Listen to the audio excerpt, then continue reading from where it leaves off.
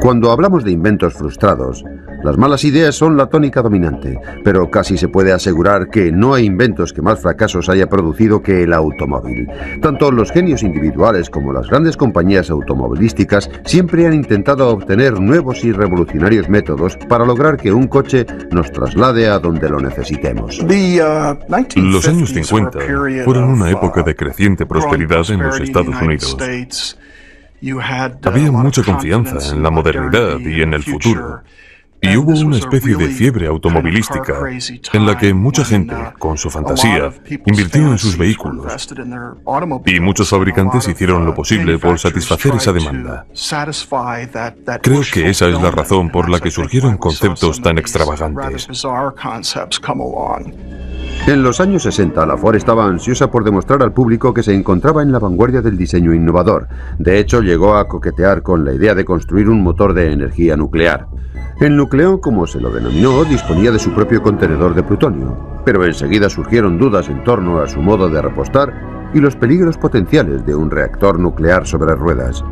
El Nucleón no pasó de ser un modelo a escala de 1 metro.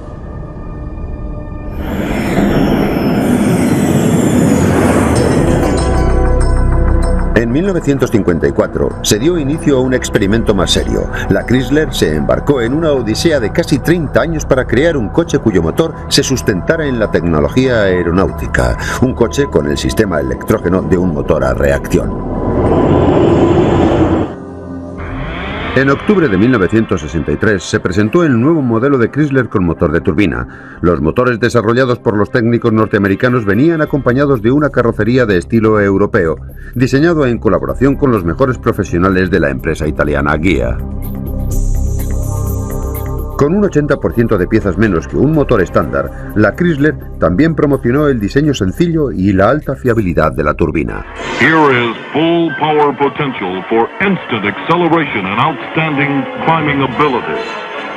The driver is assured the same control he can get in the best conventional passenger car, even on the steepest grades.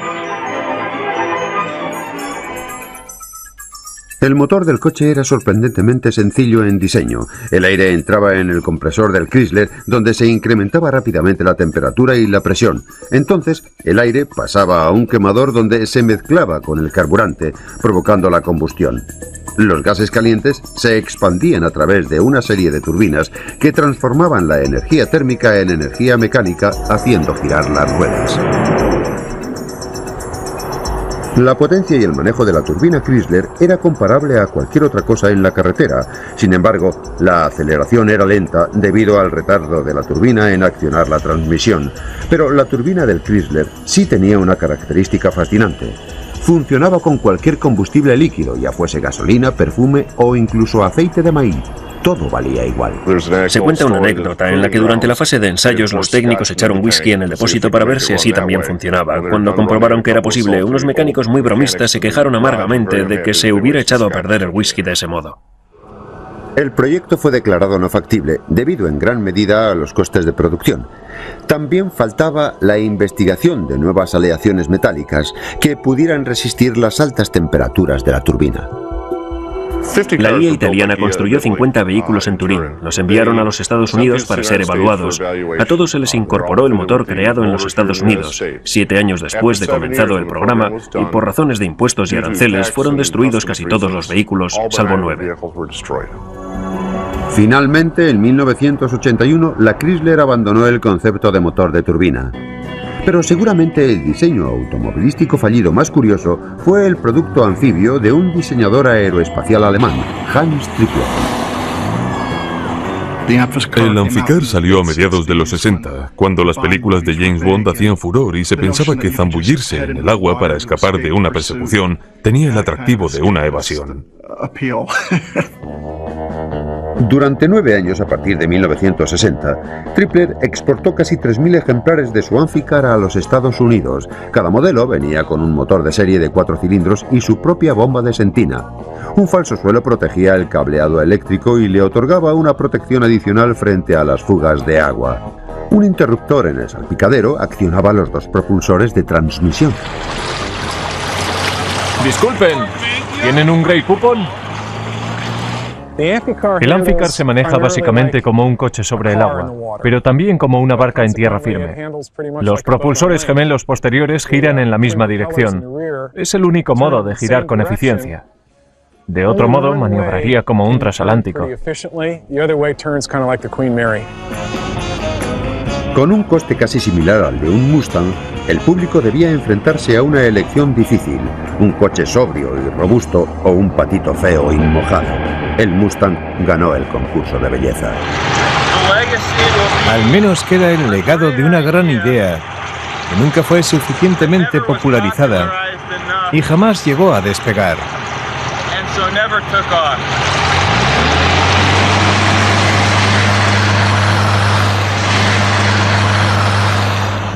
Pero los fracasos más sonoros de la industria del automóvil vinieron de la mano de grandes personalidades que perseguían el sueño de construir el vehículo perfecto. Un antiguo diseñador de la Ford, Preston Tucker, fue uno de aquellos soñadores. Su proyecto era a lo grande. Algunos lo calificaron de temerario. Quería montarse su propia empresa partiendo de cero. Ante todo, Preston Tucker era un vendedor. Y como buen vendedor, lo primero que hacía era venderse a sí mismo. Siempre estaba promocionando este tipo de ideas. Después de la guerra, cuando el mercado estaba en plena expansión, pensó que sería capaz de construir un automóvil. En 1948, empezar una empresa de coches desde cero era una tarea casi imposible, porque el capital necesario era tan elevado que nadie podía disponer de él. Because the capital required was so huge that nobody could come up with it.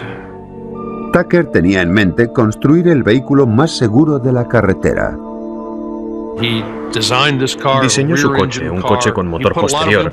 Insistió mucho en la seguridad, creando un habitáculo de pasajeros a prueba de choques y un parabrisas que se desprendía hacia afuera. La idea era que en el caso de accidente, si la inercia te lanzaba hacia adelante, el cristal del parabrisas se abriera hacia afuera, evitando cortes y males mayores.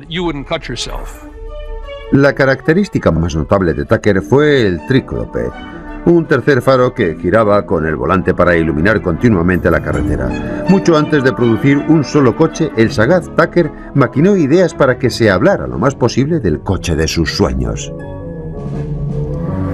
Uno de los métodos empleados para promocionar su vehículo fue construir la radio del coche. Podías ir y adquirir la radio para tu Tucker, y para dejar bien seguro que eras consciente en todo momento de que aquella era la radio para tu Tucker, los botones del aparato llevaban las letras T, U, C, K, E y R en cada una de las teclas. Pero cuando Tucker empezó a vender acciones de su volátil empresa, su sueño empezó a desvanecerse. En cuanto se rumoreó que el gobierno estaba investigando las prácticas empresariales de Tucker, el dinero de los inversores dejó de llegar. Se puede decir que se vendieron más acciones de la empresa de Tucker que ejemplares de su modelo. En total, se llegaron a construir 50 coches. Otro hombre que tenía pasión por ensalzar el diseño del automóvil fue Edsel Ford, el hijo de Henry, muerto durante la Segunda Guerra Mundial.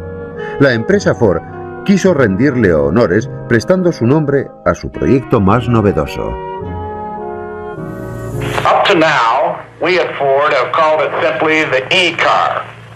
Today, it gives me a great deal of pleasure to announce its official name, Edsel, in honor of my father, who served as president of Ford Motor Company.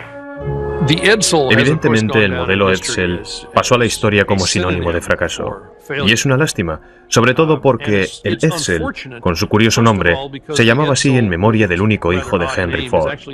A cierta gente le pareció de mal gusto, a otros les pareció divertido.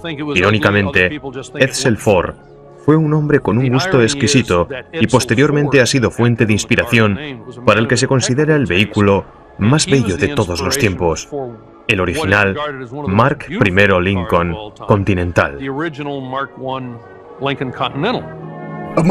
Uno de los detalles por los que el Edsel fue ridiculizado inmediatamente fue por lo que se conoció como la parrilla del arnés de caballo, pero que a nivel popular se llamó la parrilla del asiento del inodoro. Apenas 3 años después de su debut, la Ford dejó de fabricar el Edsel.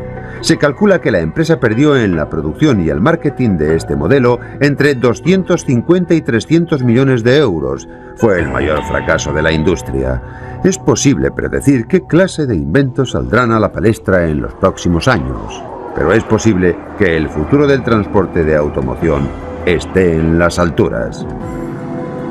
A continuación, coches que vuelan y hombres que se elevan sin alas. Los hermanos Wright construyeron el primer avión que funcionaba aquí, en su taller de bicicletas, en diciembre de 1903. Desde aquel día no se ha escatimado en intentos frustrados de inventar una máquina voladora diferente o incluso mejor. Keep your eye on the birdie. Cuckoo, cuckoo. Hacia mediados de siglo, el idilio de Norteamérica con el automóvil estaba en pleno apogeo, y casar el avión con el coche parecía una idea perfecta para trasladar a un mundo de almas aventureras. Creo que al inventor chiflado siempre le parece atractiva la idea de casar dos cosas que no pegan ni con cola. A lo largo de todos estos años, ha habido varios intentos de crear el coche volador. Hace poco alguien intentó construir un Pinto volador. Pero debido a su historial, en el que tantas veces ha estallado el depósito de combustible, crearía alarma. Desde 1917 se han concedido más de 75 patentes de coches voladores, pero tan solo uno, el Aerocar de Moulton Taylor de 1949, obtuvo un cierto reconocimiento.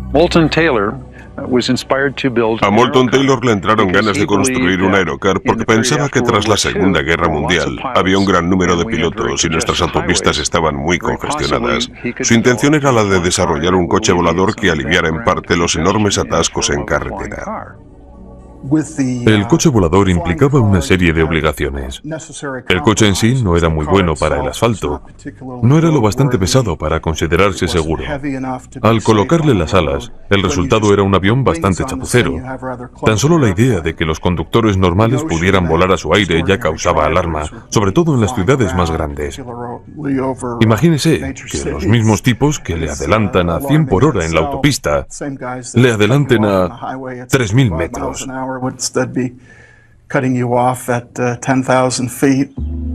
El Aerocar tenía algunas características muy singulares: un motor trasero con volante en la parte frontal. Un árbol motor en la parte posterior accionaba la hélice propulsora, mientras los neumáticos traseros podían girar libremente, un detalle muy importante para aterrizar suavemente. Ya hubo otra versión del coche volador, el Airfibian de Robert Fulton de 1946, con un motor bastante aparatoso y un aditamento de alas que debía ser guardado en pequeños aeropuertos. But unfortunately, it's an invention whose time has not yet come, and it never really gets off the ground. Por otro lado, el Aerocar de Moulton Taylor intentaba ser un medio adaptable con sus alas plegables y almacenables. Si le sorprendía una tormenta en vuelo, podía buscar una carretera, aterrizar, trasladar las alas a un lugar más despejado y remontar el viaje aéreo. A pesar de que su línea no era muy aerodinámica, el Aerocar tan solo requería una pequeña pista de despegue. Sin embargo, la burocracia mantuvo al Aerocar aparcado. El mercado es demasiado reducido para sacar un vehículo volador. Hay que ser piloto y conductor, hay que sacarse un certificado médico oficial, hay que tener un montón de permisos, saber manejar una radio y cosas así. El alto coste y el inconveniente de tener que ajustar y reajustar las alas también contribuyeron a matar el sueño del utilitario volador para las masas. Solo se construyeron 5 Aerocar, dejándonos a solas con nuestra fantasía de salir volando de un atasco en hora punta. Man being powered through the air without benefit of plane or balloon is today a reality. Tomorrow, he may even be a traffic problem. Para mucha gente, el cinturón propulsor de los años 60 sigue siendo el invento fallido más fascinante. Hubo varias reapariciones. El primero fue fabricado por los laboratorios Bell Jet, El propósito inicial del cinturón con cohetes a base de hidrógeno fue el de proporcionar a los soldados un sistema para efectuar reconocimientos aéreos, una forma fácil de desplazamiento sobre terreno irregular y una plataforma estable para disparar armas. El cinturón propulsor fracasó en todos estos aspectos. Era demasiado ruidoso para misiones de espionaje, tan solo podía transportar combustible para 21 segundos de vuelo, y era demasiado complicado volar y disparar al mismo tiempo. La versión más famosa fue diseñada y fabricada por un conocido cámara de cine de Hollywood, Nelson Tyler. En las Olimpiadas de 1984 se pudo admirar una exhibición de su modelo. El aparato se controla mediante los brazos que sobresalen. Hay una válvula para subir y bajar moviendo la palanca hacia arriba o hacia abajo. Se puede volar hacia adelante o hacia atrás, se puede girar. Lo curioso es que es muy difícil volar. Cuesta aprender y entrenar porque solo se dispone de 20 segundos para hacerlo. Y si hay un fallo en el sistema te caes como una piedra. Y además te caes atado a este aparato con su combustible. Si se produce un choque te quemas. El cinturón propulsor funciona con una mezcla especial que contiene un 90% de peróxido de hidrógeno puro, sometido a gran presión a través de una serie de finas redes de plata. Mediante una reacción química se produce calor, agua y un impulso de 140 kilos de vapor. El ejército abandonó el proyecto en los años 60 al no poder desarrollar combustibles más ligeros para vuelos de mayor duración, pero la contemplación de este extraño invento ha hecho bullir la imaginación ante la posibilidad de volar como Superman. Of all the items in our stock catalog, there is only one which would have the high velocity and low wind resistance of flying saucers. The cover of a GI trash can. Durante años mucha gente aseguró que había observado platillos volantes en la infame zona 51 del estado de Nevada, célebre por sus avistamientos de ovnis. Puede que estos rumores tuvieran cierta base real. Con ustedes, el Avro, un disco volador de 2 plazas construido por las Fuerzas Armadas de los Estados Unidos y algunos fabricantes canadienses en 1958. El ejército norteamericano intentó capitalizar la emergente tecnología de reacción, invirtiendo casi 12 millones de euros en el futurista Avro. Pensado para surcar los cielos a más de 3.000 metros de altitud, las 3 turbinas generaban la fuerza de ascensión suficiente para transportar un piloto y un pasajero. Los 450 kilos de impulso del generador turbocontinental eran dirigidos mediante conductos internos para provocar un efecto aerodeslizante. El Avro también disponía de un sistema de ventilación lateral para proporcionar un control periférico adicional para evitar el vuelco. Los técnicos jamás consiguieron controlar completamente el Avro en vuelo libre. Tampoco lograron que se elevara algo más de escasos centímetros y a duras penas podía cruzar pequeñas zanjas. Las esperanzas de las Fuerzas Armadas de hacerse con un vehículo todoterreno se desvanecieron. Los ovnis, los cohetes voladores y otros propulsados por los aires prácticamente han desaparecido por completo del escenario. Sin embargo, algunos de los más sonados fracasos han venido de la mano de otros con mucho más éxito. A continuación, Thomas Edison descubre que las casas de cemento no son lo que parecen. La mayoría de los inventos fallidos son producto de creadores anónimos, pero incluso las mentes más preclaras tienen malas ideas. Thomas Edison, Nikola Tesla y el futurista Buckminster Fuller también metieron la pata en sus exitosas carreras profesionales. Cualquiera que esté exprimiéndose el cerebro constantemente, poniéndose a prueba todo el rato, acabará pariendo ideas que sencillamente no funcionen. Nikola Tesla es recordado como el campeón de la corriente eléctrica alterna, de los rayos X y la comunicación sin hilos. Creó una central eléctrica en las cataratas del Niágara y en la época de los caballos y las calesas, Tesla fabricaba torpedos teledirigidos. Muchos temían que sus inventos provinieran de un lugar más siniestro. Se puede decir que Tesla era el inventor loco por excelencia de todos los tiempos. Se rumoreó que Tesla había sido contratado por el gobierno estadounidense para diseñar un rayo mortal poco antes de la Primera Guerra Mundial, generando más de 50 millones de voltios de electricidad. El rayo de energía superconcentrado habría sido lo bastante potente como para arrasar ciudades enteras, al menos en teoría. La idea parecía extravagante, pero con Tesla nunca se sabía. Era el tipo de persona que no se podía criticar demasiado a la ligera, porque había conseguido poner en práctica suficientes teorías de las suyas y gozaba de bastante credibilidad. Tesla había imaginado que un día los aviones no serían impulsados por motores, sino por rayos de energía emitidos desde torres a lo largo y ancho de los Estados Unidos. Los aviones recorrerían su trayecto guiados por pequeños receptores colocados en la parte inferior.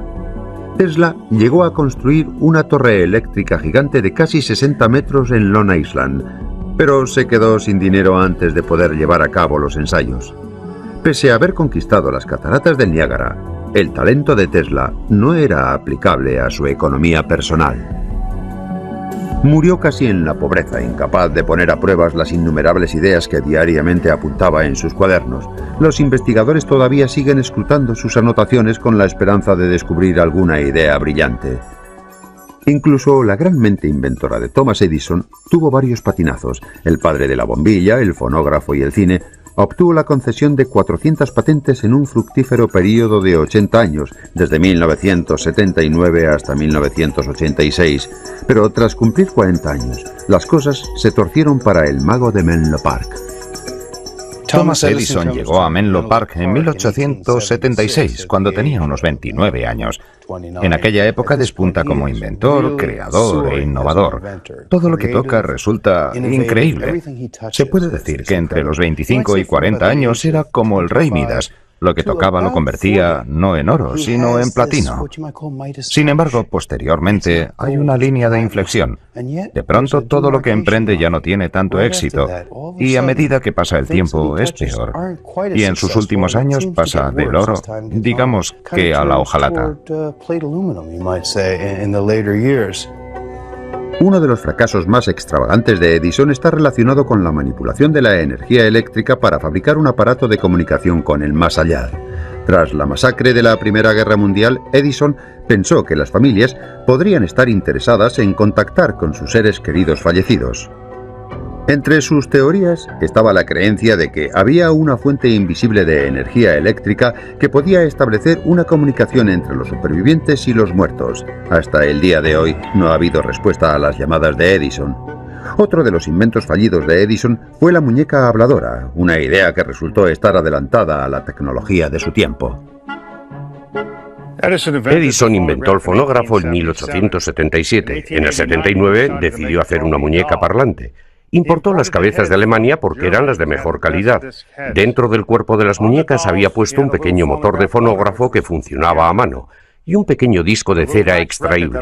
En total había 7 u 8 canciones diferentes que se podían comprar aparte para colocar en el interior de la muñeca, y los niños hacían funcionar la muñeca. Pero en aquella época era muy complicado poner en marcha su fonógrafo. En primer lugar, había que mantener una velocidad constante y había que desmontar todo el motor para cambiar de disco.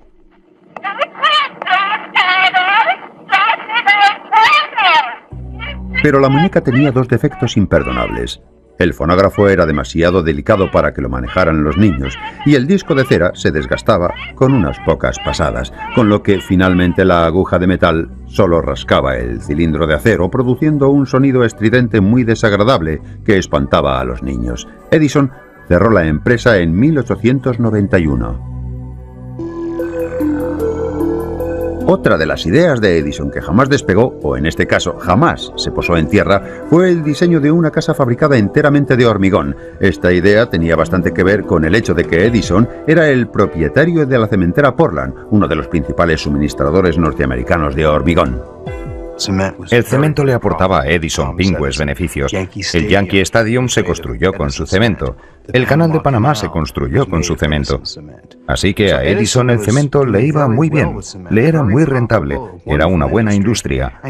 Entonces empezó a desarrollar ideas con el cemento como base. Edison pensó que podría amasar una gran fortuna si lograba que los norteamericanos se enamoraran de su casa de hormigón, y para tal fin encargó unos moldes de hierro muy pesados y costosos para todas las piezas de una casa de 2 pisos de 700 metros cuadrados. Para terminarla tan solo sería necesaria la fontanería y los cables de la luz. Edison llegó a crear una extravagante línea de mobiliario para su hogar, incluyendo sofás y sillones. En cuanto la prensa se enteró, publicaron viñetas que mostraban 2 caballos atados al sofá para poder limpiar el polvo. Y a Edison le encantó el dibujo. Lo colgó en su despacho. En una época en la que una casa normal se vendía por unos pocos miles de euros, la casa de hormigón conllevaba una factura de más de 100.000 euros. La única forma de hacer que fuera asequible era la producción en masa. La empresa manufacturera de hormigón de Edison tan solo llegó a fabricar 11 casas antes de ir a la quiebra. Edison no fue el único inventor que tuvo una idea original o extravagante para edificar masivamente. Buckminster Fuller era un ingeniero, inventor y futurista muy bien considerado. El Museo de Henry Ford en Michigan contiene el único ejemplar existente de la casa Dymaxion diseñada por Fuller. El sueño fallido de un hogar más luminoso y barato ha sido reconstruido para ser mostrado al público. Tras la Segunda Guerra Mundial, todo el mundo intentó sacar provecho de la escasez de viviendas, pero Fuller tuvo una idea totalmente diferente. Quiso revolucionar la industria de la vivienda, tanto desde el concepto de la producción como desde el concepto de una técnica nueva. La casa Dymaxion significaba máxima tensión dinámica.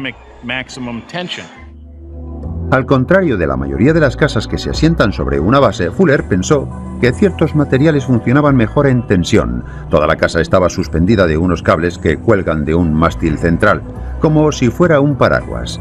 Nada se apoya en el suelo. Fuller se dirigió a una empresa aeronáutica para fabricar una fachada exterior de aluminio ligera y fácil de transportar. Toda la casa estaba pensada para ser entregada en un solo tubo. La casa Dymaxion costaba 6.500 euros. Sus 2 dormitorios venían con su propio minúsculo baño prefabricado. No es como nuestro cuarto de baño actual. Se está un poco apretado aquí dentro.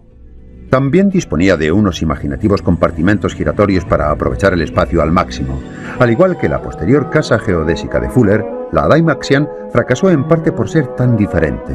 Su planta y su distribución única impedía añadir nuevas estancias para las familias que iban creciendo.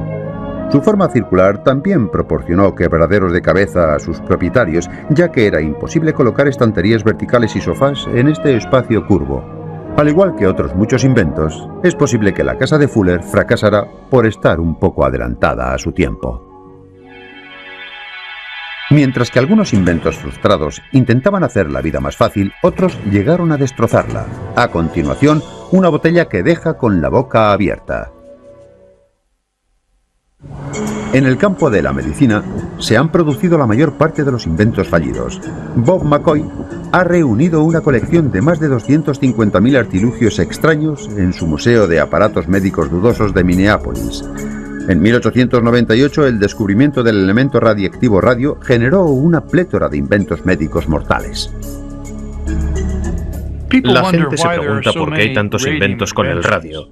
Yo pienso que es porque se hizo muy popular a comienzos del siglo XX. Daba una cierta sensación de vitalidad y energía.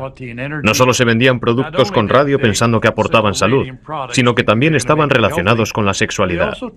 Hacían productos radioactivos que convertían a cualquier hombre débil y achacoso en un atleta. Ponían a secar testículos de jabalí y los hacían radioactivos para mejorar la capacidad amatoria. Incluso fabricaban supositorios radioactivos para hombres y mujeres. Se vendía toda una línea de productos absurdos como esta.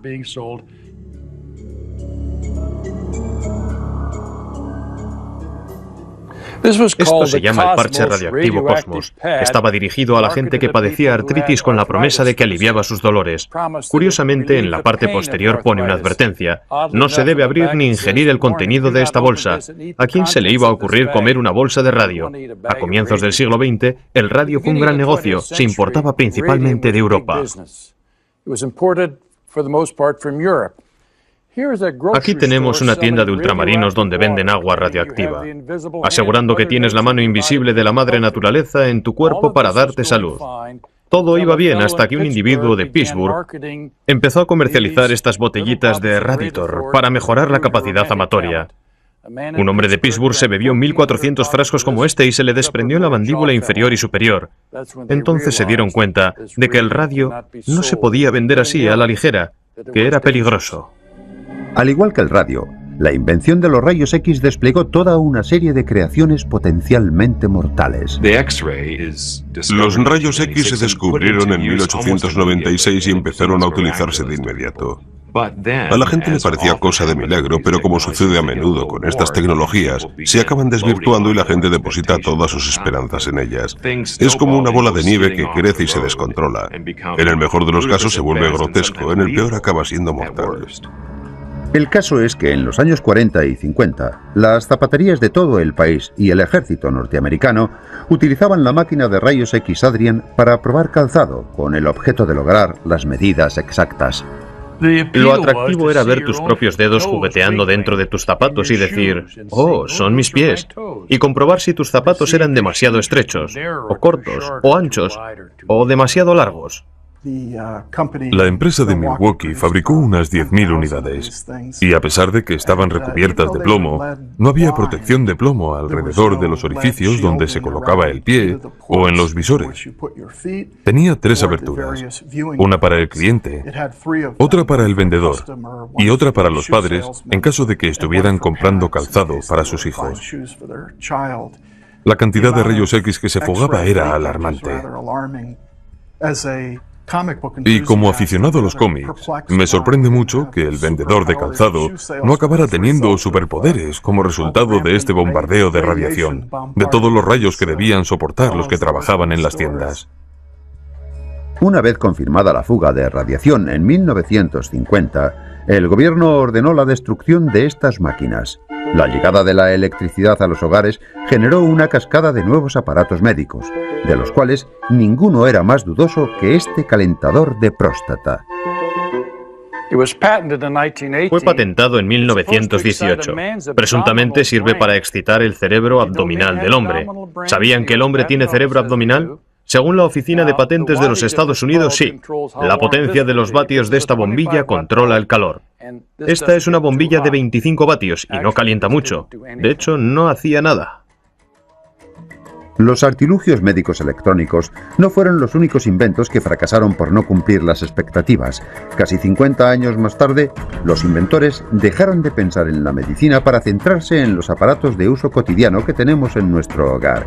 En 1977, en una reunión de accionistas de Polaroid, el presidente Edwin Land, inventor de la cámara instantánea Polaroid, mostró orgulloso su nueva creación, la Polavisión. Sonorizaba una película en 1 minuto. Land anunció que las películas caseras de Polaroid iban a formar parte de nuestra vida cotidiana. Mediante un sistema de revelado similar al de Polaroid, Polavisión utilizaba cartuchos de grabación de 2 minutos. Cada cartucho costaba 10 euros y se requería un monitor de televisión especial para ver la película. No grababa sonido. Mientras Land se dirigía a sus accionistas, Sony estaba a punto de anunciar su grabador de vídeo. En cuanto a los vídeos y el formato VHS llegaron a las estanterías de los comercios, los consumidores optaron por la grabación de larga duración, el sonido y la reproducción inmediata. Polaroid perdió más de 65 millones de euros en investigación y marketing. Mientras el sistema VHS de Sony condenaba a Polavisión al ostracismo, la Sociedad de Inventos No Útiles empezó a acoger los recientes fracasos. Un invento no inútil es algo inútil en el sentido de que no funciona. No es el tipo de invento que te hace la vida necesariamente más fácil, pero no es completamente inútil. Es casi útil o es no inútil porque divierte a la gente. Este es el sombrero del marido fiel. La idea es que la señora se lo regale a su marido o novio con el fin de que no se fijen las jovencitas atractivas mientras pasea por el parque. Es decir, lleva constantemente una foto de su esposa e hijos para recordarle sus compromisos afectivos. Esto es un recargador de pilas. El propósito es el de recargar una de tus pilas gastadas empleando 12 pilas nuevas. Funciona de verdad, pero también acorta la vida de estas 12 pilas nuevas. Así que harán falta otras 144 pilas para a su vez recargar estas. Esta es una camiseta para rascar la espalda. Si tienes ese problema, le vas indicando a tu pareja que rasque más arriba o abajo, a la derecha o a la izquierda, o simplemente tal vez sea más eficaz decir, ¿me rascas por favor F3? ¡Oh, qué bien, qué bien! Los inventos no inútiles son un modo de celebrar el hecho de que el fracaso es tan importante como el éxito para el desarrollo de la tecnología del futuro. Y actualmente, con toda la tecnología que tenemos en el siglo XXI, nos basamos tanto en fracasos como en éxitos del pasado. Un buen número de inventos frustrados ha influido sobre los objetos útiles y necesarios de nuestra vida cotidiana. A continuación, visiones fallidas de nuestro estilo de vida futuro.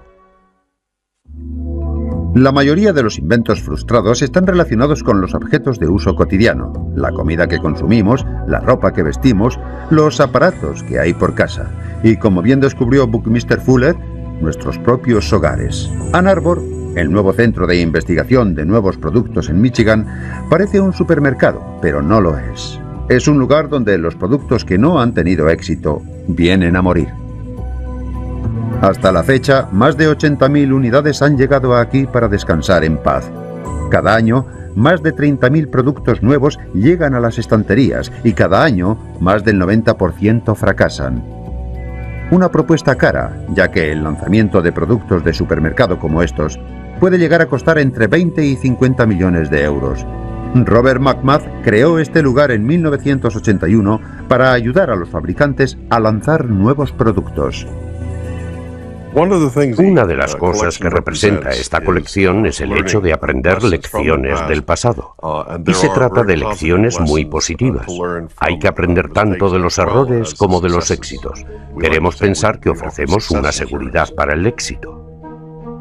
Mal empaquetado, malos nombres y simplemente malas ideas pueden ser mortales para el concepto. Este es un producto interesante, es salsa de barbacoa. Era una salsa muy rica que se aplicaba con aerosol. Siempre me pareció una buena idea. El problema es que el envase es demasiado alto, incluso aunque no le pongas el spray. No cabe en una estantería normal, no se puede colocar en el supermercado, hay que ponerlo en las baldas superiores. Tampoco cabe dentro del frigorífico. Avert es un gran concepto, pero por desgracia lo denominaron toallitas virucidas, y eso echó atrás a la gente. Le suena a homicida o algo por el estilo, y no tenían muy claro lo que podían ser las toallitas virucidas. Este es otro producto interesante. Es una barra que contiene un producto a base de huevos revueltos. Se empuja hacia arriba y se puede ir comiendo. Es un producto muy útil, por ejemplo, para comer en el coche.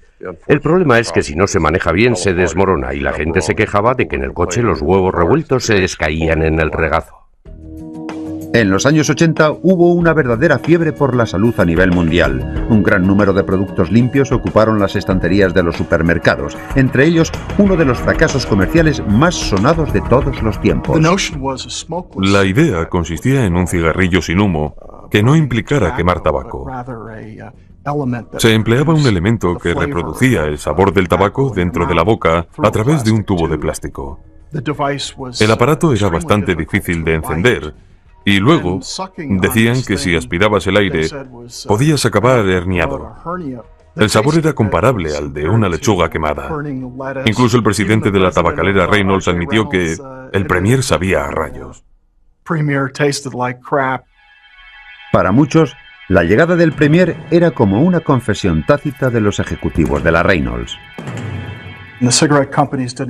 Las compañías tabacaleras no querían admitir que sus cigarrillos eran peligrosos para la salud.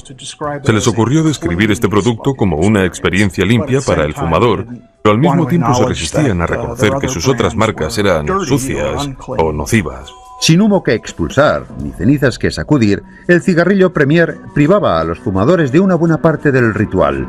El escaso interés de los consumidores pronto dio al traste con la idea. A la Reynolds esto le costó más de 300 millones de euros en investigación y marketing.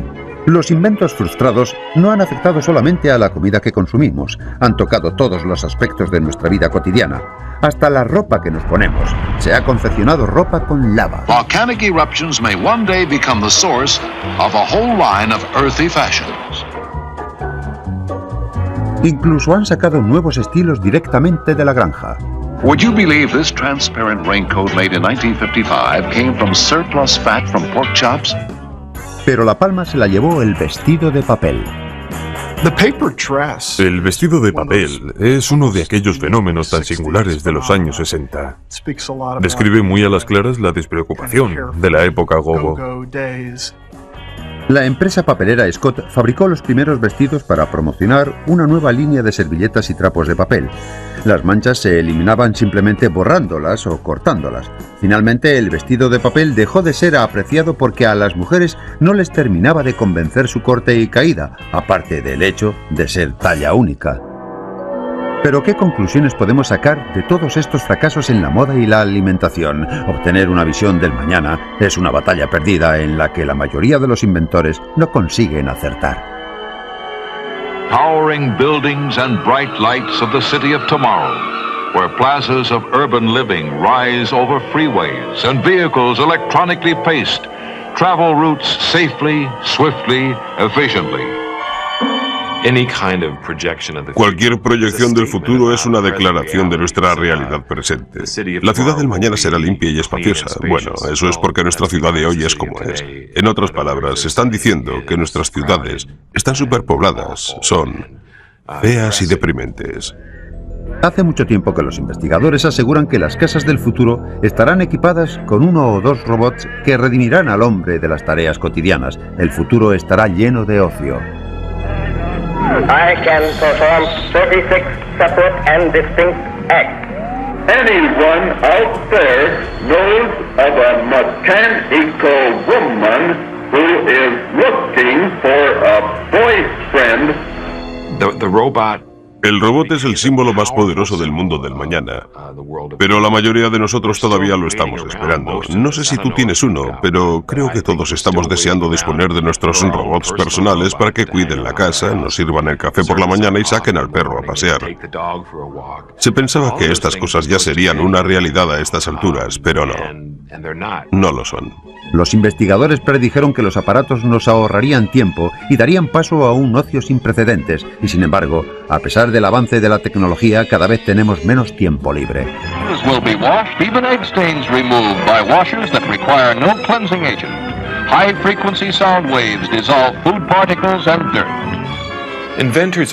Los inventores siempre aseguran que los aparatos nos van a hacer ahorrar otra cosa. Nos ahorrarán trabajo, tiempo y fatiga, pero como podrás hacerlo más a menudo, lo harás más a menudo. De esta forma no conseguirás ahorrar tiempo. En este sentido, incluso los inventos de éxito pueden ser considerados un fracaso porque a la postre no te han ahorrado nada. Las grandes empresas a menudo utilizan la casa del futuro como gancho al convertirse en depósito de aparatos mecánicos.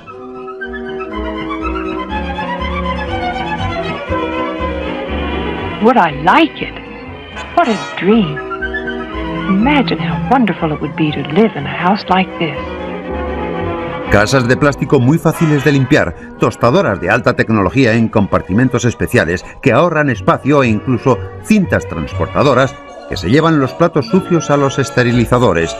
Con tanta promesa, nos sorprende que la casa del futuro no haya llegado aún. Vengan a ver la casa del futuro.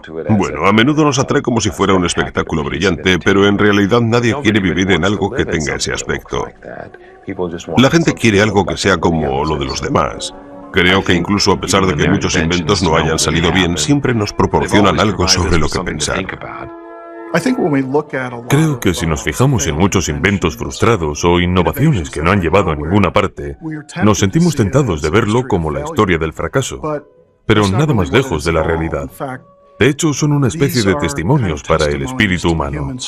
Sin el valor para fracasar, sin el valor para intentar algo que pueda funcionar o no, jamás habríamos llegado a disfrutar del progreso que hoy tenemos. Deberíamos mirar a la gente que tiene una gran mente, a los grandes pensadores, fijarnos bien en lo que hicieron. Han descubierto nuevas cosas. Sí, cometieron sus errores, de acuerdo. Algunas ideas fueron realmente malas, pero muchas de esas malas ideas han puesto a otros grandes inventores tras la pista de buenas ideas. Y quién sabe lo que nos deparará el futuro. No importa que estas ideas no alcanzaran el objetivo previsto. El mundo tiene un lugar muy especial en el corazón colectivo para los que se adelantaron a su tiempo, para los inventores y soñadores que siguieron el paso de su propio ritmo. Es posible que la necesidad albergara una idea que solo su autor pudo amar, pero la chispa creativa, por débil que fuese, merece al menos un gesto de aprobación.